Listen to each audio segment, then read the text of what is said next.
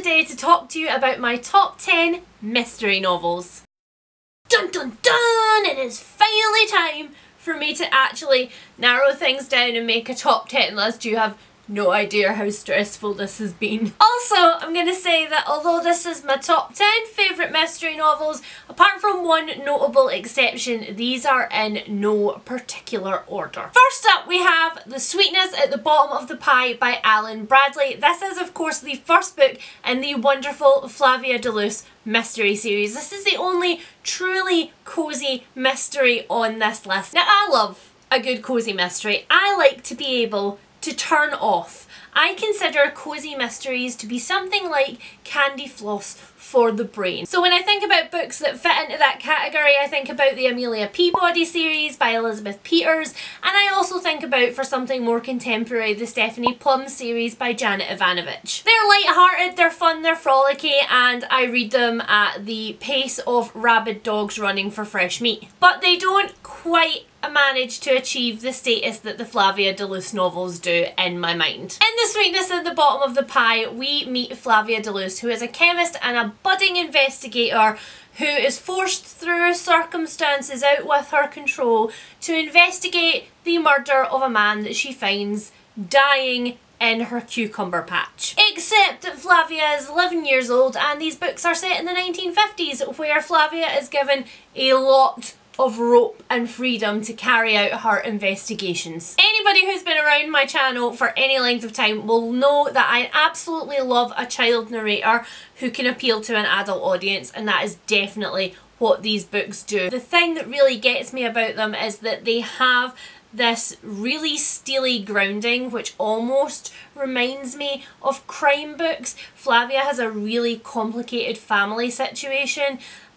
Some of it makes me feel from the bottom of my feels. So if you're newer to mystery novels, or you're looking for a cosy mystery series that feels really familiar but does some brand new things, this is absolutely where I would direct you. The last two books that I have here that are part of series are, of course, Agatha Christie, because where would a Leanne's top 10 mystery list be without a little bit of Christie? The first one that I have is A Murder is Announced, which is number 5 in the Miss Marple series, but it's one of the ones that I truly think can stand as a standalone. It's a chunker, it's one for you to really sink your teeth into, and it does everything that I love about a Miss Marple novel. So at the beginning of this novel, we are introduced to the family who live at Little Paddocks, who are looking at their local newspaper. In amongst the advertisements, they discover that a murder has been announced is taking place at their home that evening. Thinking, of course, that this is somebody's idea of a surprise party, everybody from the family waits in to find out what is going to happen. And what happens is something that I don't think any of you will expect. Well, I mean, it's a murder, but the circumstances. Go with me here. What I love about the Miss Marple series more than anything else is how absolutely underestimated Miss Marple is at all turns by all people. Everybody still looks at Marple as the quiet little spinster in the corner with her knitting, who smiles sweetly and seems always to have a quaint anecdote for everybody. But if everybody just listened to those quaint anecdotes, less people would be murdered. I love the fact that Miss Marple is an elderly unmarried woman who fundamentally thinks that people are people the world over, that there isn't very much difference between her little village and big cities in the rest of the world, and who fundamentally believes that people are kind of evil, but that's okay, because that's just people. And for the other Agatha Christie, I decided to pick one that is pretty well known, but it was the one that got me originally interested in Agatha Christie as a kid, and that is Murder on the Orient Express. This beautiful edition was a lovely Christmas edition that I got as a gift. It came out to commemorate the release, of course, of the new adaptation of Murder on the Orient Express starring Kenneth Branagh. If you want my particular opinion on this adaptation, I would say skip it. It's overly sentimental and it really does not show off all of the curious traits about Poirot, like his femininity and his fussiness, that are things that I love him for and things that set him apart from other Golden Age sleuths. I always say stick with David Suchet's interpretation of Poirot because it's the most honest for me, although I am partial to a little bit of Peter Ustinov as Poirot, so take your pick, just don't make it Kenneth Branagh. Murder on the Orient Express is one of the most famous Poirots for a lot of different reasons, and it's one of my favourites for many of those. First of all, it takes Poirot out of his natural environment. He is not in London being engaged on a case. He is literally just trying to catch a train to get home. This is a pretty classic Christie in that it is a locked door mystery. Nobody can get off the train. What is the case, I hear you ask, Leanne?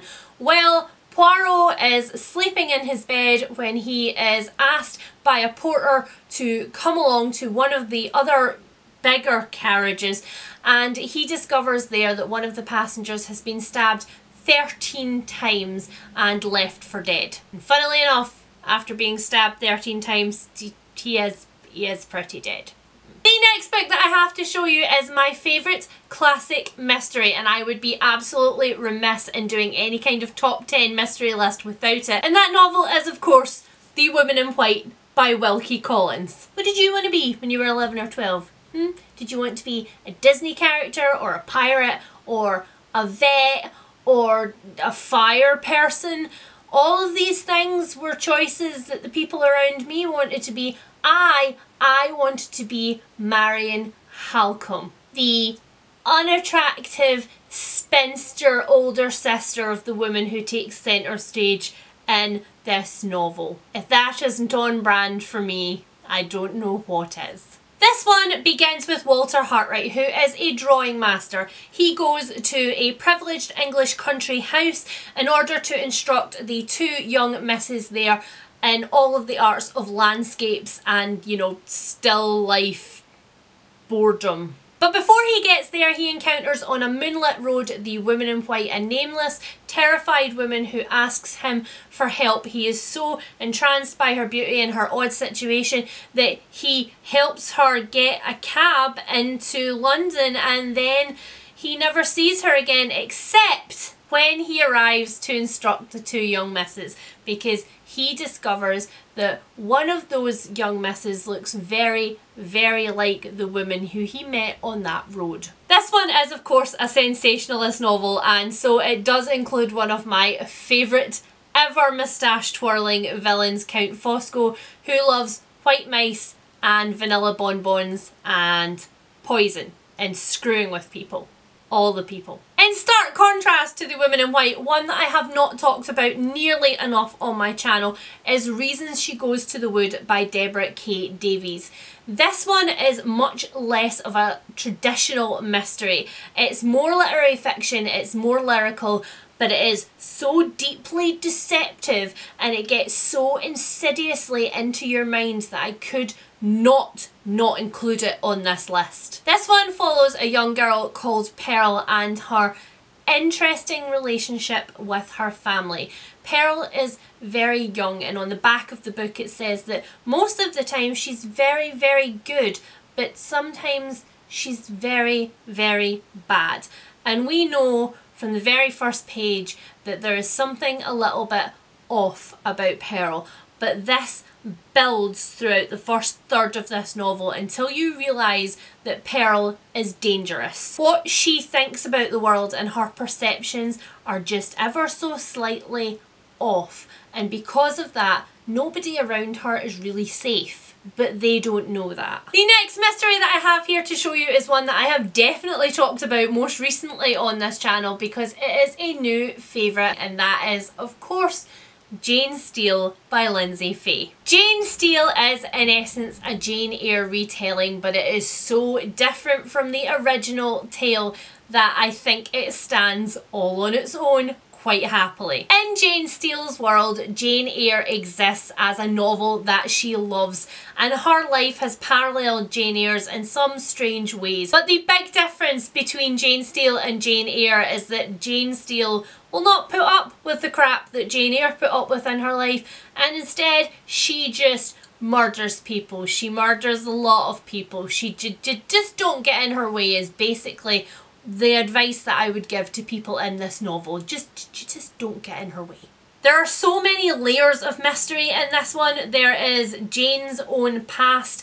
There is this new household that she's walked into and their past. I'm just gonna say, if you love the books that I love, if my recommendations usually work for you, then why have you not already picked this one up? Because it really is one of my favourites. If ever a book was honestly due for a reread though, it is definitely All the Birds Singing by Evie Wyld, which is my next top 10 pick. Because it's a Leanne novel. It just says Leanne all over it. Now I could easily have put this in my top 10 thrillers video because I definitely think it has a foot in thriller and a foot in mystery, but it's not a traditional thriller, and that we're really not starting with a dead body. We're just starting with a spooky, creepy, why is that happening? Oh my god, mystery. This one is about Jake, who has run away to a remote Scottish island and who has taken over a sheep farm there, and every morning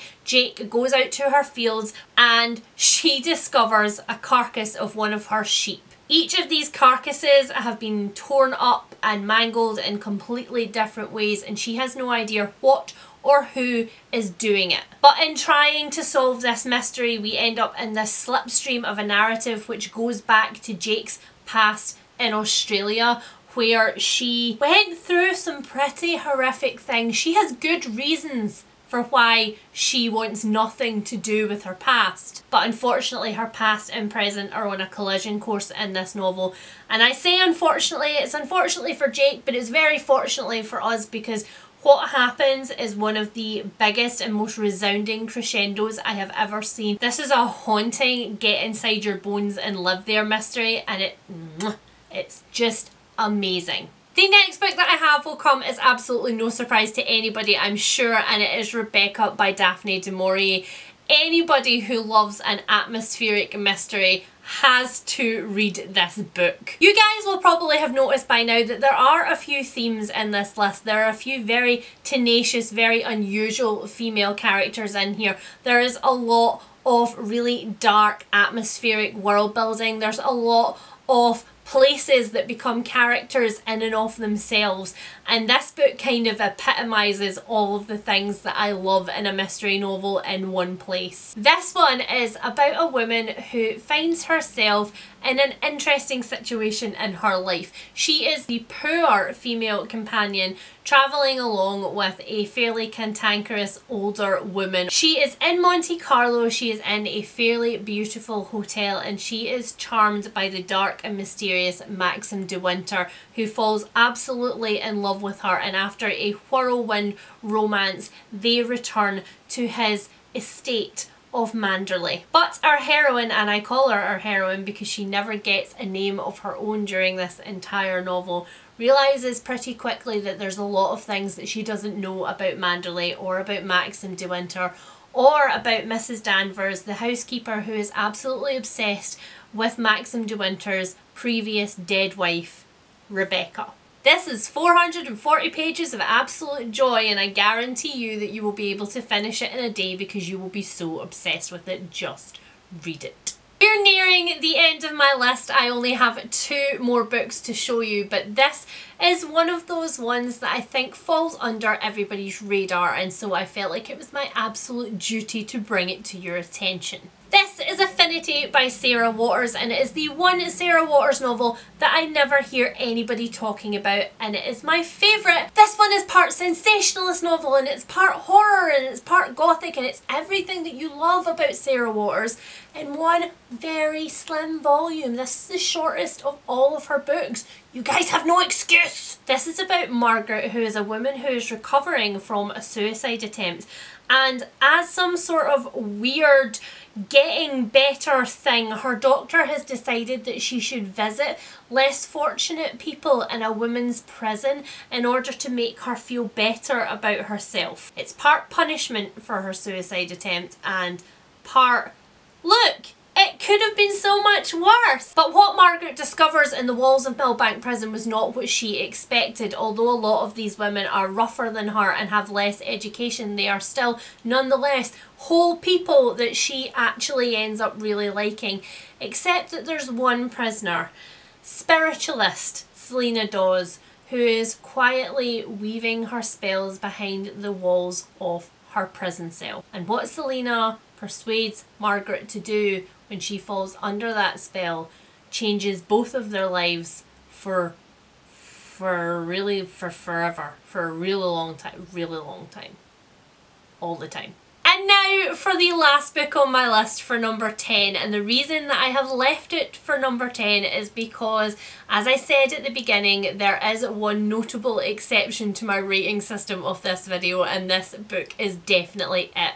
While the previous books that I have showed you come in no particular order, I love them all. This one has a special place in my heart, and I've only talked about it a couple of times on the channel because it's my favourite book. And you know that way with your favourite book that you kind of don't want to tell other people it's your favourite book, because then they might read it and they might not think that they like it as much as you do, and then they might tell you about it, and I don't tell me about it. I love opinions. I love opinions on all novels, but just if you don't like this novel, don't tell me about it. I don't want to know. This novel is, of course, Eve Green by Susan Fletcher. So this is the story of Evie, and we hear her story backwards because at the beginning of this novel she is writing in a journal for her unborn child, and she is trying to explain how her child came to be, and she's trying to explain herself as a person and to settle old ghosts once and for all before her baby arrives. But she finds that the deeper that she delves into her past experiences, the more old ghosts are unsettled and the more things she begins to remember. At the very beginning of Evie's narrative, when she was a little girl, her mother commits suicide and she is catapulted from her very safe city life in Manchester to this other world of the wet Welsh green hills. She ends up moving from a little flat into a big sprawling farm where everything is huge and dark and green and damp and nothing is familiar to her. This Welsh valley very much again becomes a character in its own right, because as Evie tries to escape this enforced family that she suddenly landed in and she explores the countryside, she gets herself involved in some things that she really never expected to. I love this novel so much. I don't let myself reread it very often because I feel like I could just get stuck in a loop of looking for this one thing over and over again in other places and nothing ever living up to it. So if that is not a recommendation, I don't know what is. Okay, let's see if we can hold these up. This has gone wrong 3 times out of 4, 4th time's the charm. This has been my top 10 favourite mystery novels. These are all very Leanne novels and I really would recommend any of them to any of you guys. They are all fabulous. So I hope that you've liked this. As always, please let me know if you have read any of the books here or if you're planning on picking up any of them after this video. And stay tuned because I will be back soon with my top 10 thrillers and crime novels, which may or may not be one list or 2 separate lists. We will see. We will see how many I dig off my shelves. I'll speak to you soon, guys. Bye!